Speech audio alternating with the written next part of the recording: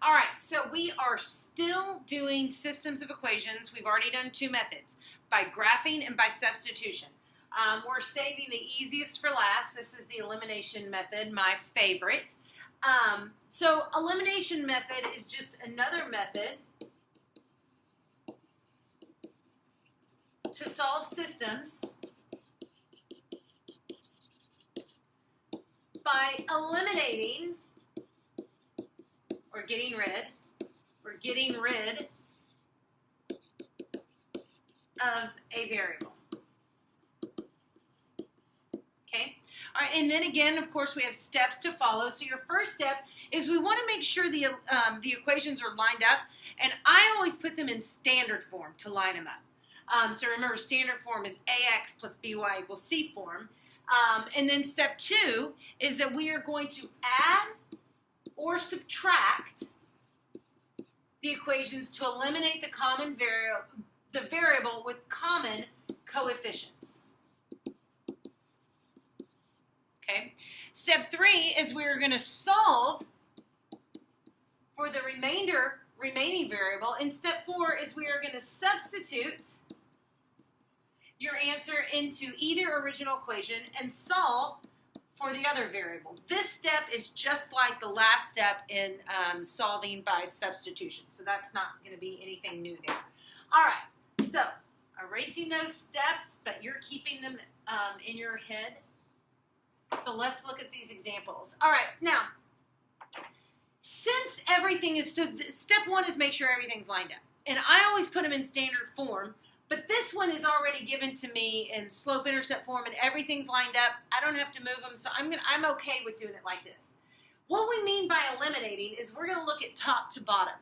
And if you combine them top to bottom, we want to get one variable, and again, it doesn't matter if it's x or y, but we want to get one variable to cancel out. Because remember, when we solve equations, we can only solve when there's one variable. So y and y, if I combine them, is 2y. That doesn't cancel out. And 3x and x is 4x, so that doesn't cancel out. So my first thing is I got to get them to cancel out. But these don't.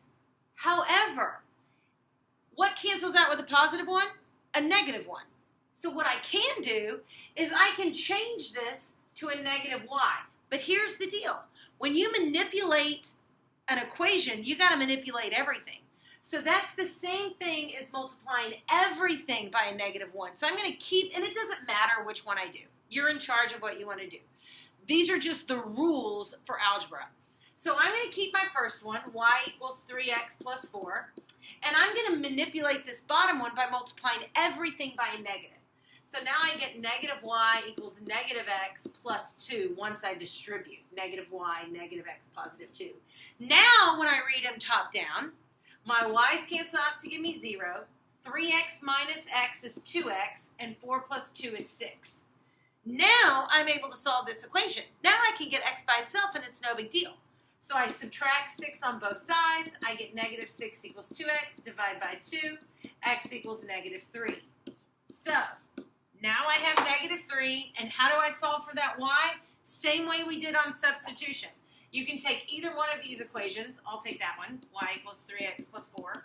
And in place of x, where I have negative 3, I put negative 3, excuse me. So now I get negative 9 plus 4, and y equals negative 5.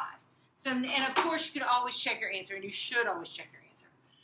And it's not hard to do. So if x is negative 3, negative 9 plus 4 is a negative 5, that checks out. And if I plug in negative 3 minus 2 is a negative 5, that checks out. So it's not hard to check them, so absolutely do that.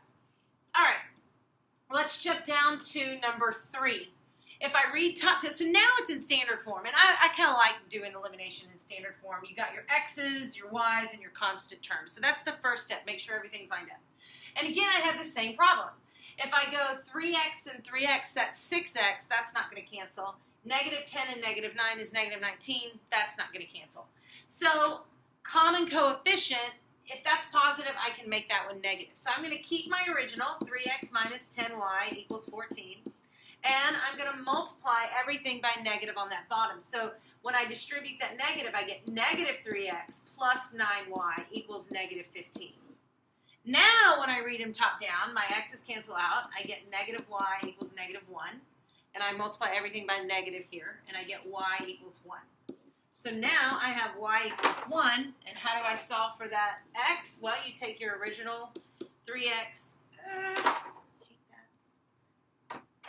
3x minus 10, and then in place of y I put 1.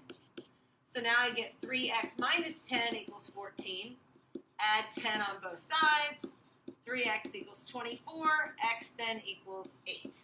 So I get 8 and 1 because I'm just evaluating this equation where y is 1. And I can evaluate this equation where y is 1. You would get the same answer. So that is number 3. Let's take a look at number 5. Look at number 5. Number 5, when I read top down, that's done for me. 4x and negative 4x cancel out. I have no work to do. They're lined up. I'm good to go. So my x's cancel out. I get 16y equals 16. Divide both sides by 16, and I get y equals 1. So now I can take either equation. So I'm going to take 4x plus 9y equals 5, and I'm going to evaluate it when y is equal to 1. So 4x plus 9 times 1 equals 5, and of course we know that's 9. Plus 9 equals 5. Subtract 9 on both sides. 4x equals negative 4. X then equals negative 1. Okay? All right. So we have that for number 5. Let's take a look at number 7. And again, how awesome is this? I don't have any work to do. My x's don't cancel out. That would be 4x. But look at my y's. A negative y and a positive y, that cancels out. Easy breezy. So my y's cancel out. And now when I combine my x's, I get 4x equals 28, allowing me to solve for x. And when I divide by 4, x equals 7. So now I take either equation. I'm going to take that top one, x minus y equals 10. Plug in 7 for x. 7 minus 1 equals 10. If I don't know that off the top of my head, I get negative y equals 3. Y then equals negative 3. And that would be my answer there. Okay, let's look at number 9. Remember, rule 1 says line up your terms. Well, this one's not lined up. Just come back. So this one's not lined up. So my first goal is I got to get this to line up. So I'm going to bring this 2y over to the other side. So I'm going to do additive inverse, subtract 2x on both sides, and I get negative 2x plus 4y equals negative 8. And now my bottom one is 5x minus 4y equals 20. Now I have lined them up, and when I look, that's 3x. That doesn't cancel out, but my y's cancel out, so that's good. So I can cancel those out, and now I get 3x equals 12. X then equals 4. So again, there's 4. How do you solve? You can take that original one, and you get 4y equals 2x minus 8, and substitute it in 4. So I get 8 minus 8 is 0. 4y equals 0. Y then equals 0.